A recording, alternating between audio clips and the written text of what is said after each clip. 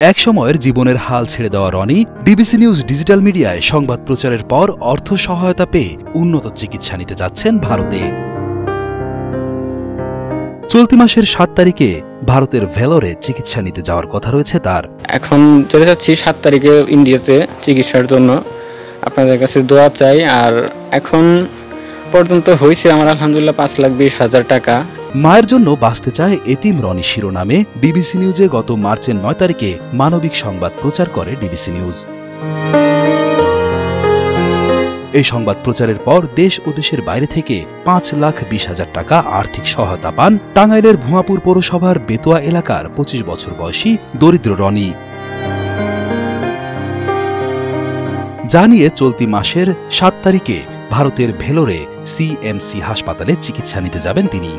এই ছেলেটার জন্য নিউজ করছিল, নিউজ করার কারণে সারা বাংলাদেশের মানবিক দিকে তাকে বহু টাকা মানে ৫,২০,০০০ টাকার মতো আসছে, আরও তার ৫,২০,০০০ টাকা লাগবে।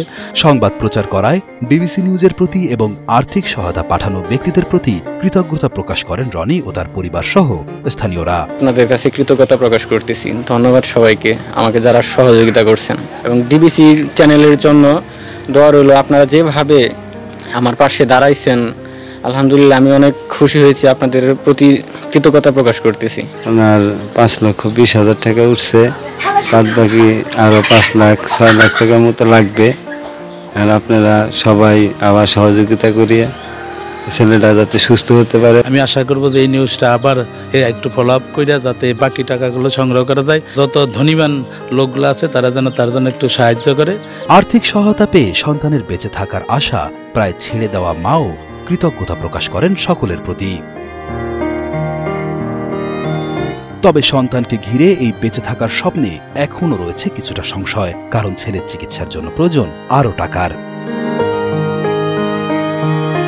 তাই সমাজের বিত্তবানদের কাছে আবারও সাহায্যের জন্য অনুরোধ জানান এই মা।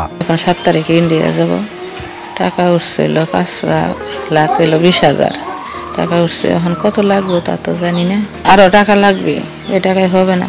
আমার তো কিছু নাই যে আমি এই ব্যবস্থা করব, সবার কাছে আমি ভিক্ষাও চাই। আমাদের সমাজের বৃত্তশালীদের কাছে আহ্বান জানাচ্ছি, আমার চিকিৎসার জন্য অনুরোধ করতেছি সহযোগিতা চেয়ে, যে পরবর্তীতে যদি আরো কোনো টাকার প্রয়োজন হয় সে টাকাটা তো আমি ব্যবস্থা করতে পারতেছি না, কারণ আমার তো কিছু নাই। তাই আমি সমাজের বৃত্তশালীদের কাছে আকুল আবেদন জানাচ্ছি। উল্লেখ্য ২০১৭ সাল থেকে অসুস্থ ছিল রনি। পরে অর্থ না থাকায় জমি বিক্রি করে চিকিৎসা করাতে হয়েছে। এরপর অর্থ শেষ হয়ে যাওয়ায় বন্ধ ছিল রনির চিকিৎসা।